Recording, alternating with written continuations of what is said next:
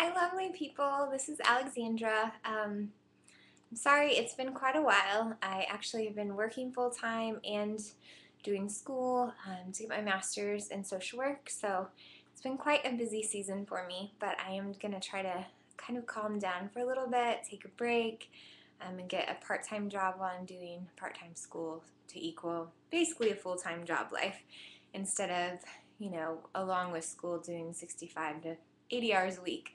So anyway, that's kind of an update on me. I would love to hear updates from you guys. I apologize with some of you. You've been really awesome at updating me and emailing me and everything. And with my schedule in the last year, I have done a horrible job at returning your messages. And so as I'm kind of taking this time to pause and reflect over the last year and catch up on many things like my car and organization and taxes and all sorts of things.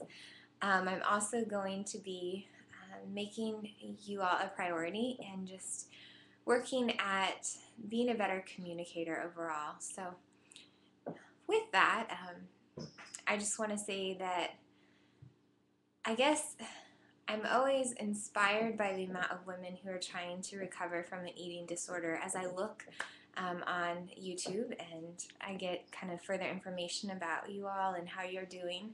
I know that it's a definitely hard battle. I mean, it's incredibly difficult to take something that many of you have been doing for years and realize that that's like an idol in your life, be it an idol to control, an idol to numb out from the pain of past abuse or present abuse, or be it an idol to look a certain way, which oftentimes is not the primary situation.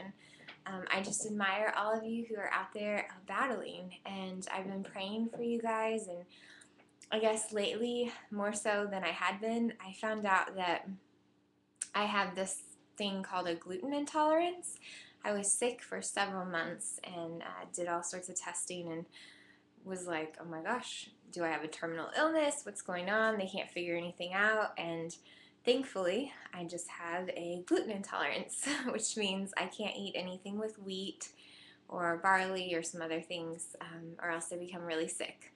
Which also means that I have to limit what I eat, and when I go out to eat, it's very much reminiscent of when I did have an eating disorder, because I have to say things like, oh, I can't have that.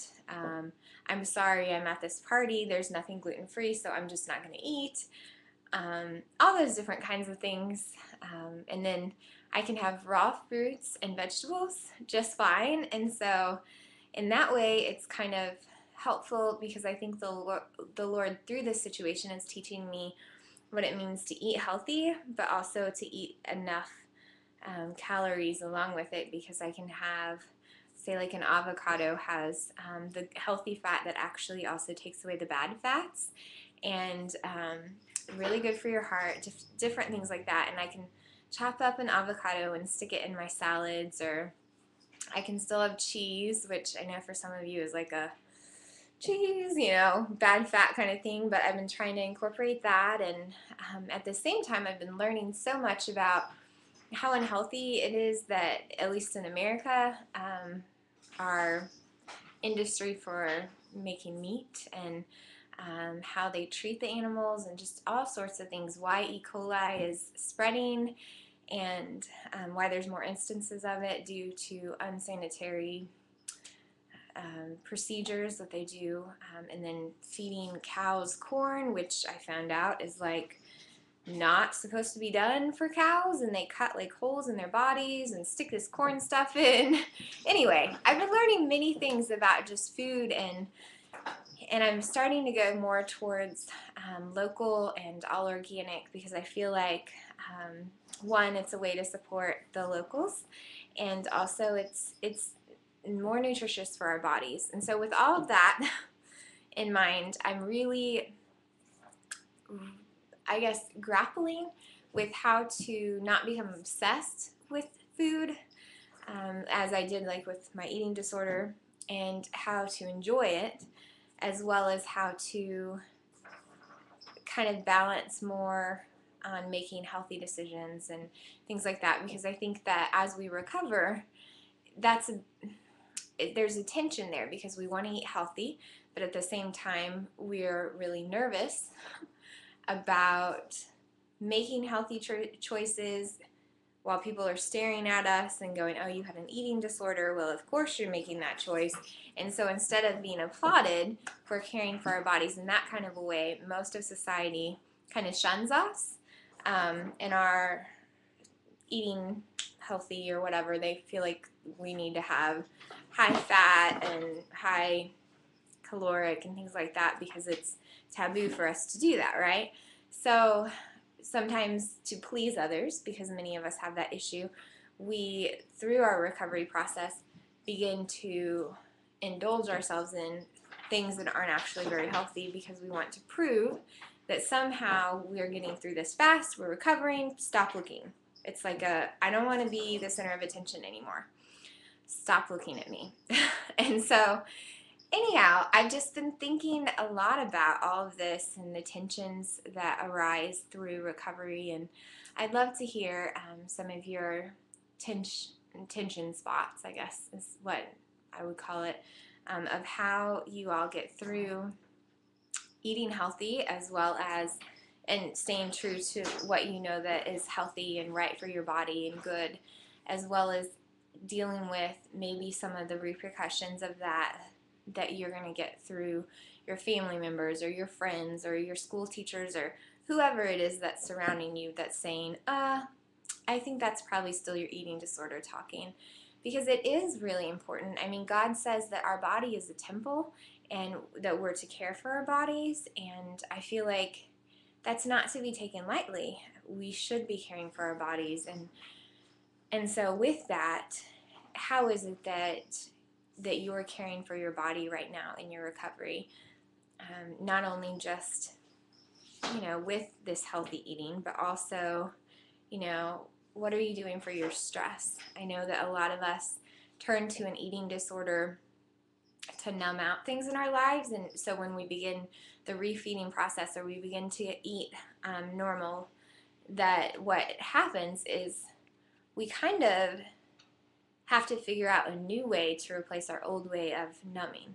So hopefully we're not just finding a new way to numb, but instead we're figuring out a way to handle the stress of life or the trauma that we've gone through in the past. And I'd love to hear, because I know so many of us are victims or have been, and we're survivors now of sexual abuse and physical and mental abuse and some spiritual abuse that we've just had to endure, and maybe that in enduring those things we feel like it's our fault and we begin to suffer in new ways, like with an eating disorder, taking on a role of I don't deserve food, I don't deserve to be happy, I deserve to punish myself.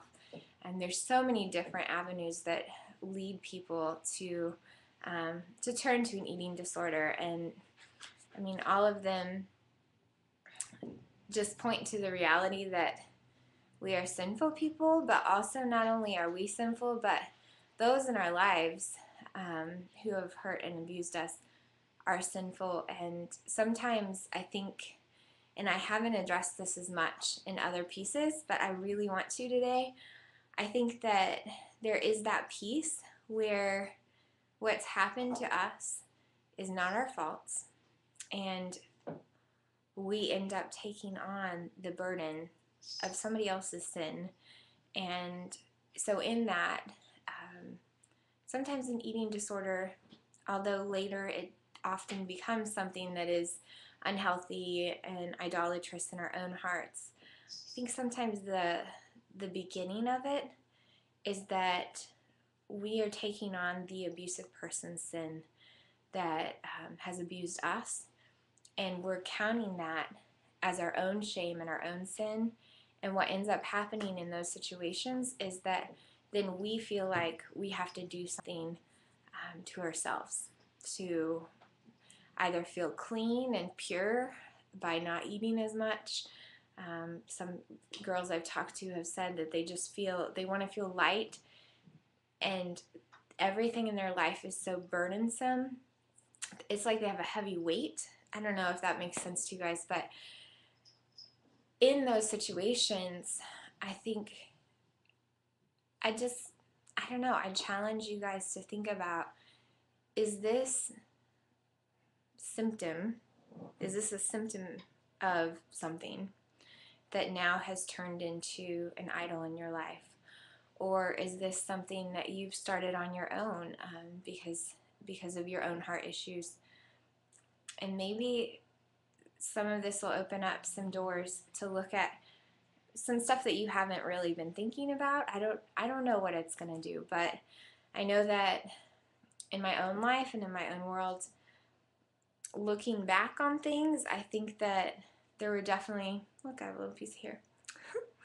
There were definitely pieces that directly related to abuse that I experienced growing up, and me feeling like, one, I wasn't worthy, two, I was somehow dirty or less than, three, I didn't deserve to feel normal, to feel full. I felt guilty if I felt a fullness. There's just so many different levels there, and I did feel that heavy burden, and I did want to numb out and not feel anymore. And now that I'm in this recovery process, I guess you would say, some would say I'm recovered, but I definitely have those days that are difficult. So I'll say I'm still in a recovery process. There's days when I feel myself being overtaken by the lies of the enemy, just dealing with shame, that things are my fault, instead of realizing that I don't have to take on that shame that somebody who abused me should have taken on themselves. And that there's strength in knowing that through Christ, that person's sin is taken care of. Like, I don't need to have revenge. I don't need to put the shame on myself. I don't have to deal with their stuff. Like, the stuff that happened to me that caused me to go through trauma, I'm working through and I'm healing in, and I'd love to talk more to you all individually about what that looks like. If you're kind of like, I want to be there, I realize that I'm not handling life well and I need help kind of working through my trauma of the past. I'd love to talk more about that. Like, that's something that I've become pretty darn passionate about in the last year. But I totally lost my train of thought. Anyway, all of that to say that in this process, there are days that I have to continuously refute the lies that I believed for so many years. And I'm realizing that the only way I can do that is through the power of the Holy Spirit and through crying out to God and realizing that He isn't judging me for the thoughts that I'm having, that He just wants me to come to Him and share with Him those thoughts and repent if they are sinful.